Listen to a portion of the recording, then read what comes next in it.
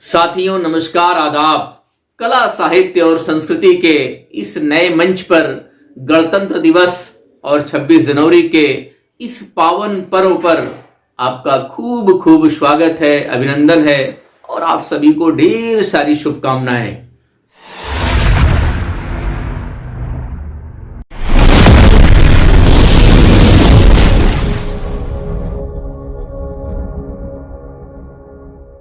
साथियों, आओ मनाए खुशियां की 26 जनवरी है। आओ मनाए खुशियां की 26 जनवरी है। आओ लुटाए प्यार की 26 जनवरी है। इस दिन से मेरे देश का सम्मान बढ़ा है। इस दिन से मेरे देश का सम्मान बढ़ा है। संसार के हर तीर्थ से यह तीर्थ बड़ा है। हर दिल में है बहार की 26 जनवरी है। आओ लुटाए प्यार की 26 जनवरी है। साथियों, 26 जनवरी गणतंत्र दिवस के पावन पर्व पर आप सभी लोगों को ढेर सारी शुभकामनाएं और बधाई। साथियों, अनेकानेक आहुतियों के बाद, बलिदानों के बाद हम सभी लोगों ने अपने गणतंत्र को प्राप्त किया है। रावी नदी के तट पर फहराया जाने वाला जो पहला तिरंगा था, उस तिरंगे से जो एक यात्रा शुरू हुई थी, वह यात्रा लगातार आज हम सभी लोग कंधे से कंधा मिलाकर तय करते चले जा रहे हैं। आज जरूरत आन पड़ी है कि हम सारे भारत के लोग देश की प्रगति में अपनी भागीदारी तय करने की जरूरत है। साथियों, आचार्य रामचंद्र शुक्ल और गजानन माधव मुक्तिबोध जी ने एक जगह बहुत ही अच्छी बात कही है कि भाव कितने प्रकार के होते हैं। तो उन्होंने एक जगह लिखा है कि भाव का 2 प्रकार होता है। पहला प्रकार है सहज भाव और दूसरा प्रकार है जटिल भाव। साथियों, हम जब अपने माता पिता से प्रेम करते हैं, अपने भाई बहनों से प्रेम करते हैं, अपने देश से जब प्रेम करते हैं, ये सारे भाव जो है सहज भाव है।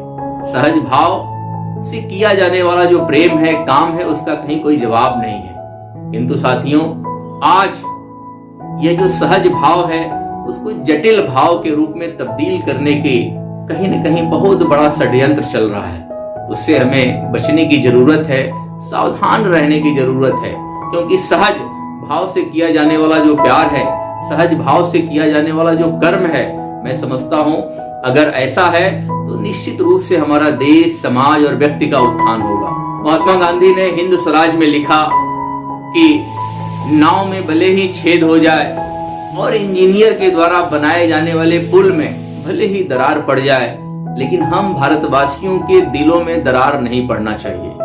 साथियों, आज का जो दौर है मिल के रहने का दौर है, साथ साथ कदम बढ़ा के चलने का दौर है। अल्बर्ट आइंस्टीन ने भी एक जगह कहा था कि यदि किसी मछली को पेड़ पर चढ़ने का होमवर्क दे दिया जाए, उसे कहा जाए कि नहीं तुमको पेड़ पर ही चढ़ना है, तो वह सारी उम्र कोफ्त में अपने व्यतीत कर देगी और वह सारी उम्र पेड़ पर नहीं चढ़ पाएगी और उसे उसकी अपनी प्रतिभा पर भी शक होने लगेगा। साथियों, ये बातें बताने के पीछे मेरा मकसद ये है कि हमें वही काम करना चाहिए जो काम हम भली भांति कर लें। अगर ऐसा करते हैं तो निश्चित रूप से हमारा जो देश है, हमारा जो समाज है, हमारे व्यक्ति का जो उत्थान है होगा।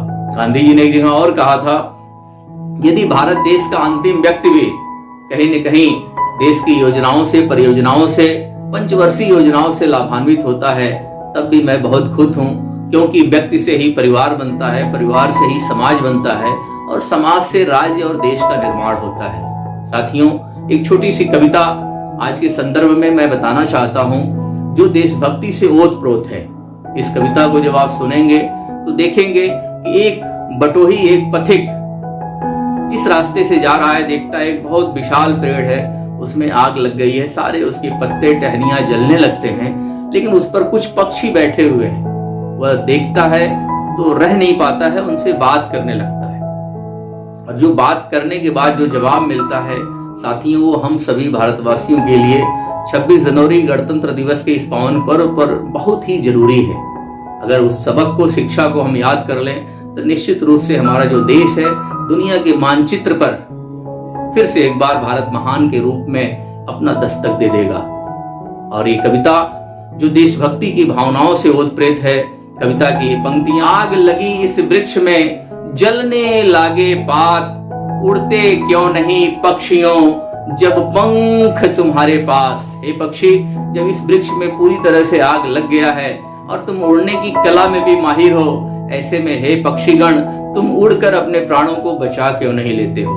वो पक्षी उस पथिक को जवाब देते हैं कि फल खाएं इस वृक्ष के, फल खाएं इस वृक्ष के गंदे कीने पात, यही हमारा धर्म है, चलें इसी के साथ।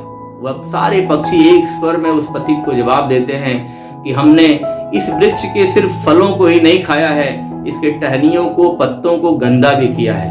ऐसे में आज हम लोगों का धर्म चीख चीख के कह रहा है कि जब हमारा आश्रयदाता संकट में है तो हमें भी उसी आश्रयदाता के साथ मिलकर अपने प्राणों की आहुति दे देना चाहिए।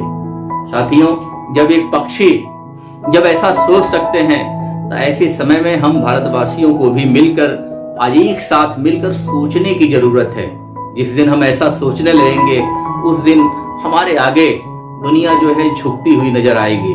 पुनः एक बार इन्हीं बातों के साथ, शब्दों के साथ पुनः एक बार इस मंच से और मुझसे जुड़ने वाले तमाम लोगों को, देशवासियों को, अपने विद्यार्थियों को, अपने शोधार्थियों को और अपने तमाम चाहने वालों को 26 जनवरी गणतंत्र दिवस की ढेर सारी शुभकामनाएं। बहुत बहुत शुक्रिया, बहुत बहुत धन्यवाद।